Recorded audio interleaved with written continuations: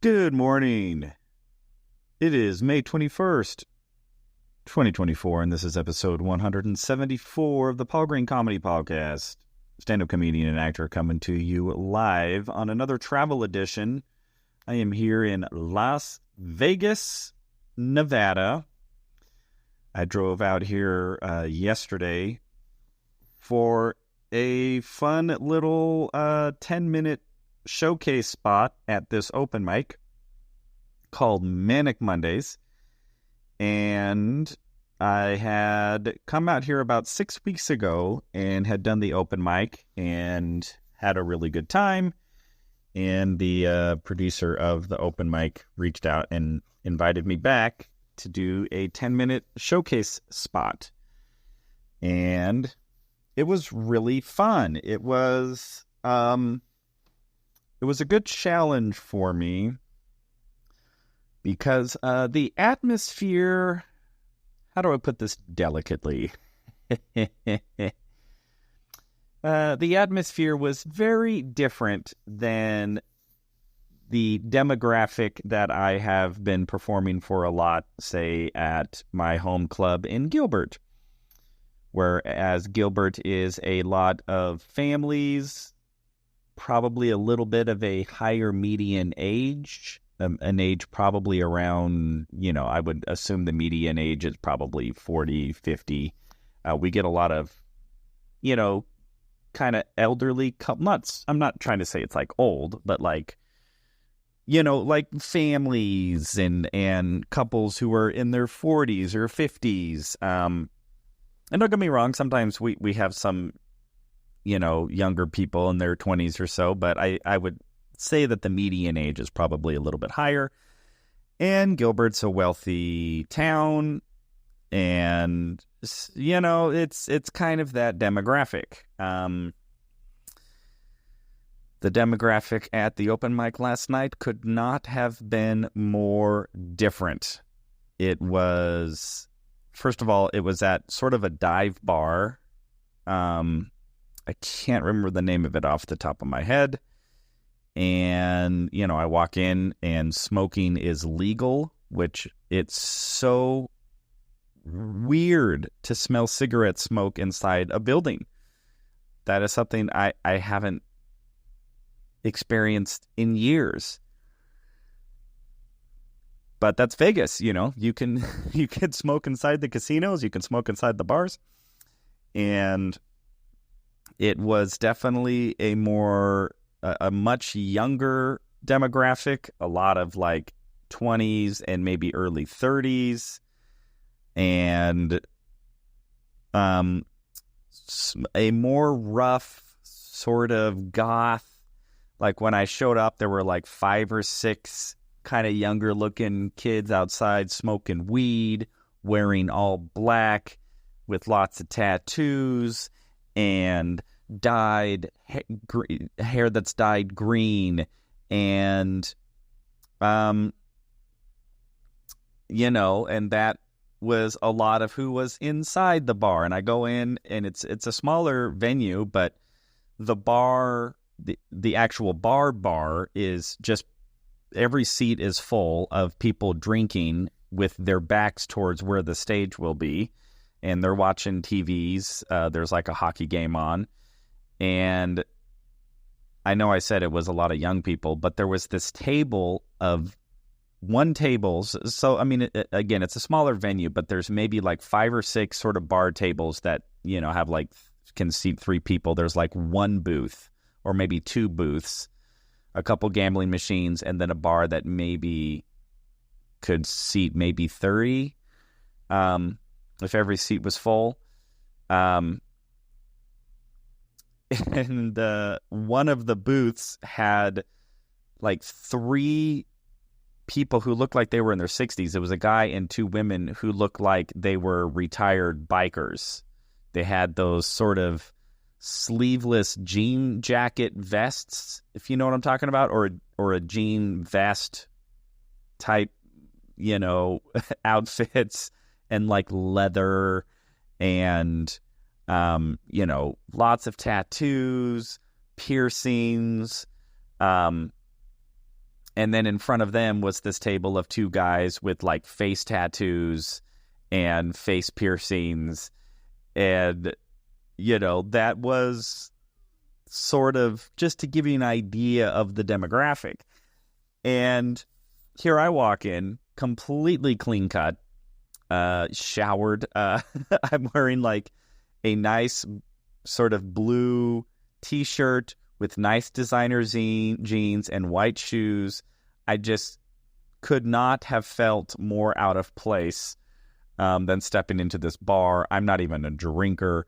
I don't like the smell of cigarettes, smoke, and so I'm already like, ugh. And I kind of had a bit of a headache. So, but, they invited me back, and this is an opportunity to try comedy in front of an entirely different demographic and to really start to put my new material that I'm working on to the test, because not only is my material that I'm starting to work on, I really am actually trying to be more corporate, more universally friendly. I'm not going for niche. I'm not going for subversive. I'm not going for vulgar. And that was an opportunity for me to just say, okay, I'm going to get up there and I'm going to do these new jokes that I have been working on and developing over the last couple of months.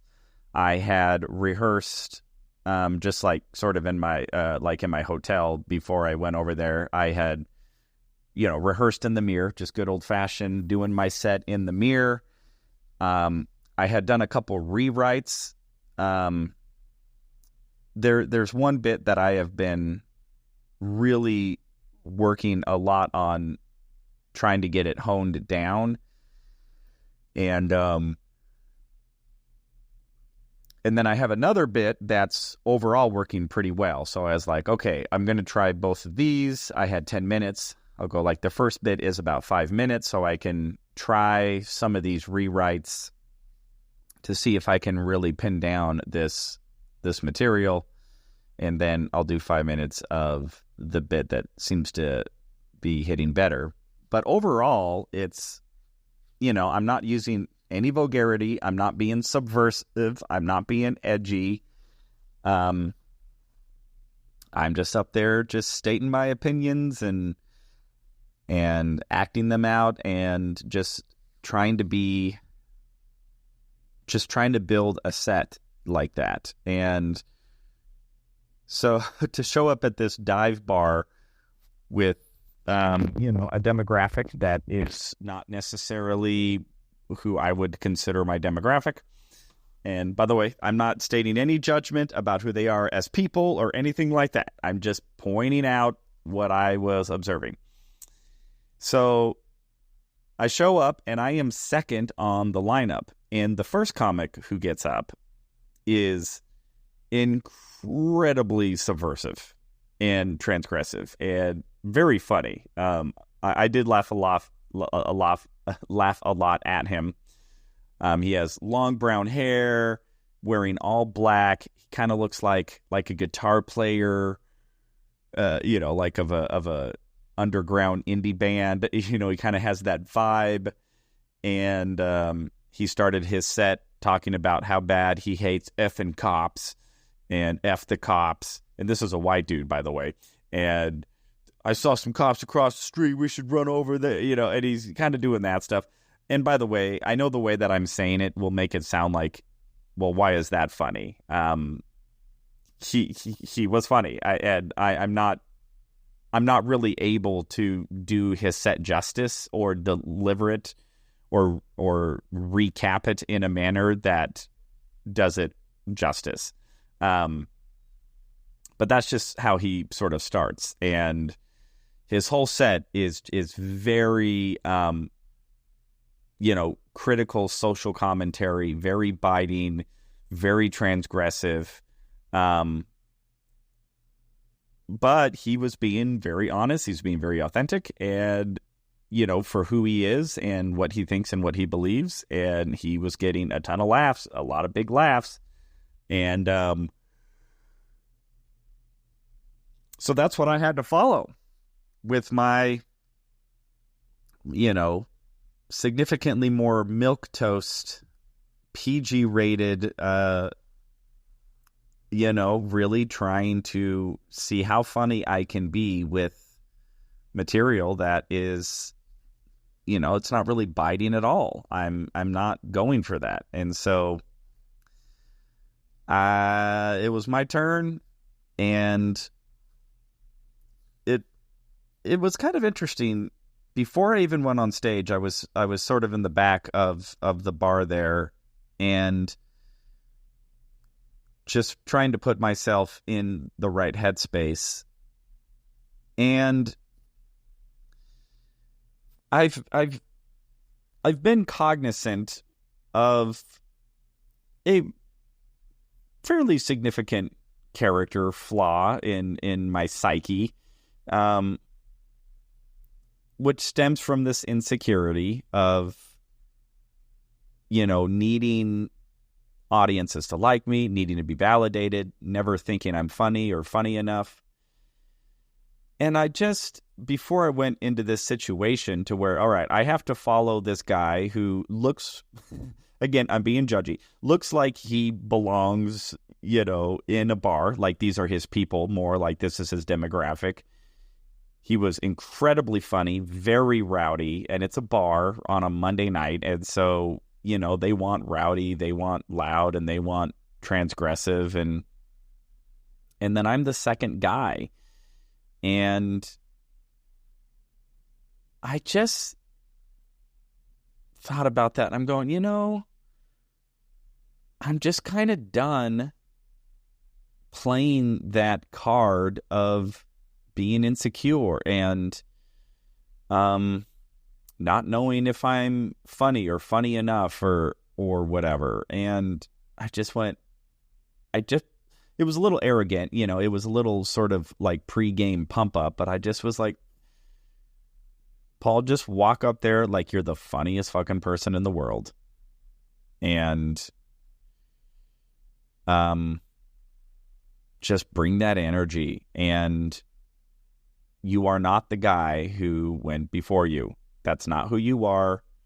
You don't have to be that guy. You just have to go up there and be you. You have been working harder on this material probably than you have worked on any other material in your comedy career. I just had a tendency just to kind of write down. I wasn't a very disciplined writer, which every comedian who's ever been successful will tell you that is key, is a disciplined writing structure, writing every day. I never did that. I would write, and I was enough of a performer that even if the writing wasn't that good, I could kind of sell. It's like my performance sort of masked maybe not super great writing. And I don't say that as some big slight on myself. It's just, how could I be a great writer if I wasn't writing every single day? It's just, it's like me saying, oh yeah, I'm a distance runner. But I'm like, well, how often do you run? Oh yeah, I run every couple of weeks. Really? You run every couple of weeks? For how long? Oh, around the block a couple times. It's like, no, that's not distance running. Distance running is, you run 3 or 4 miles every single day minimum, And so when I was first getting into stand-up comedy, it wasn't really what I wanted to do or what I thought I wanted to do.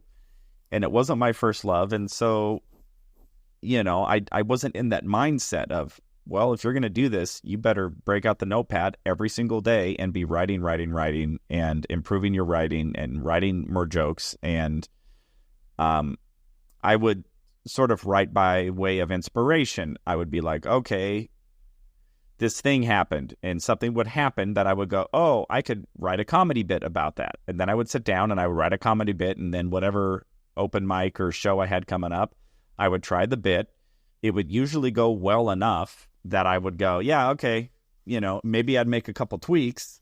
But if it went well enough, then I would just sort of move on. And then, I would build sets without really diving in hardcore to the writing and really giving that element of stand-up comedy the sort of attention and effort that I feel it warrants and deserves. And I sort of had my coming to Jesus moment, actually, because of this very open mic that I did about 6 weeks ago, where I did a set and I riffed the entire thing. I didn't do any written jokes. And after that open mic, my buddy Andrew was there, and he's like, dude, Paul, you totally killed it. And I said, yeah, but I improvised the whole thing. How can I be that funny while also doing material? And that's when he said, hey, do you really mean that? Do you really want the answer to that? And he's like, I know exactly what you need to do. And I said, let's do it. So that was 6 weeks ago. So that really set me on a path of taking the writing element of my stand-up comedy significantly more serious, and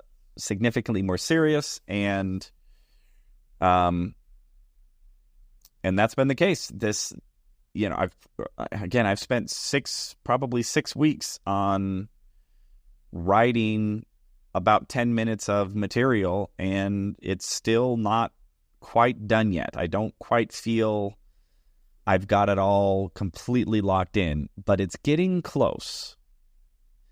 And anyway, I went on a tangent. So anyway, I'm in the back of this room.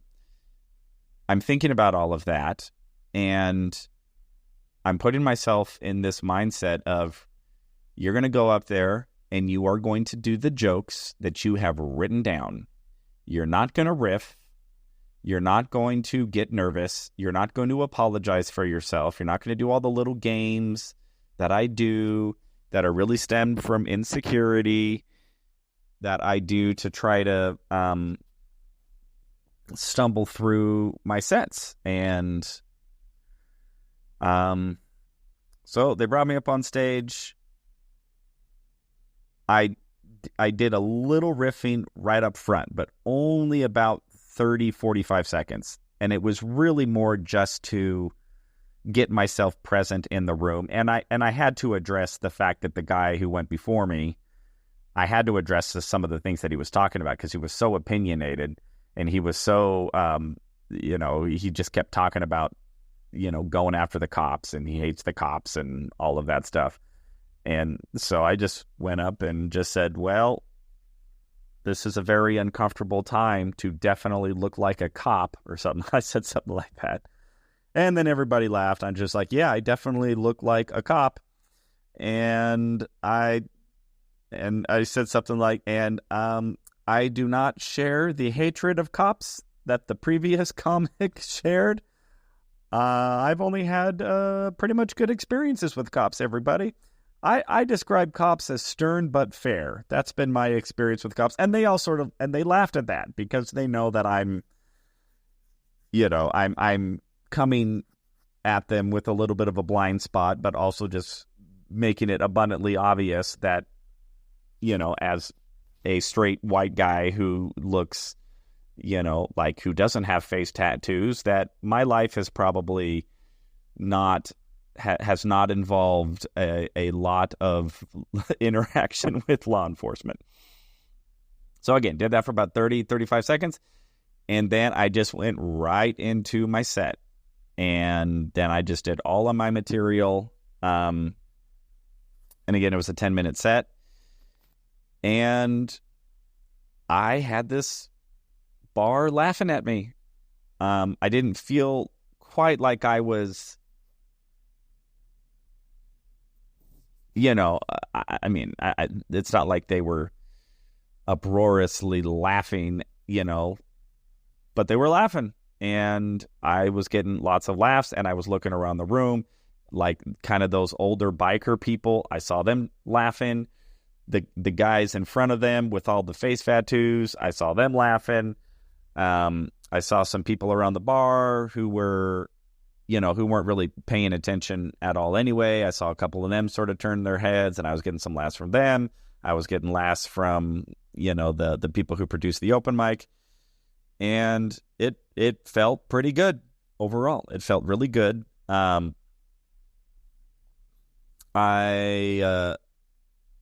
I recorded it, just audio, and when I went home and listened to the recording, I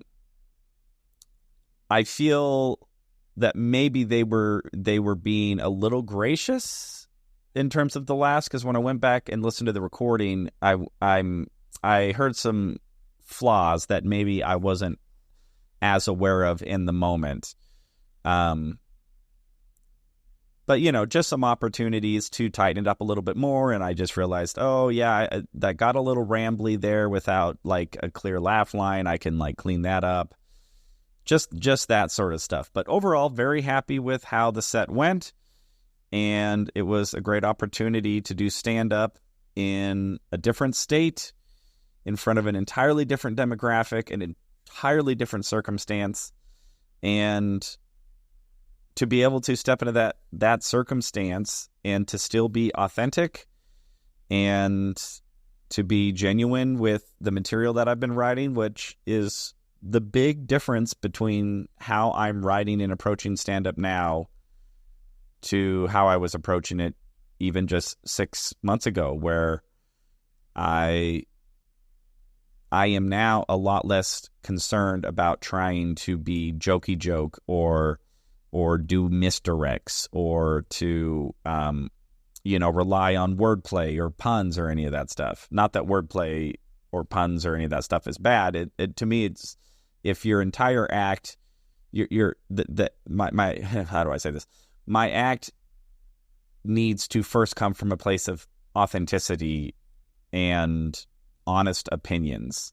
Doesn't mean everything I say out of my mouth needs to be factual, but it does need to be based on an honest opinion, how I really feel, and really trying to be authentic with who I am.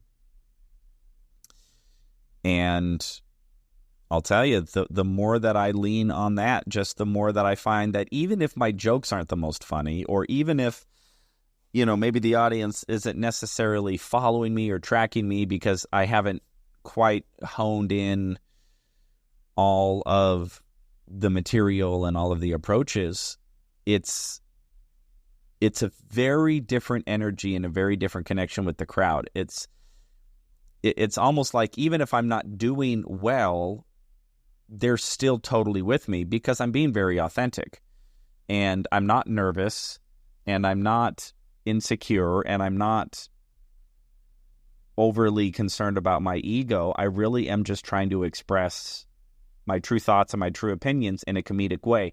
And if I happen to express a true thought and an opinion that doesn't quite land comedically as strong as I would like it to land, the audience isn't really turned off by that.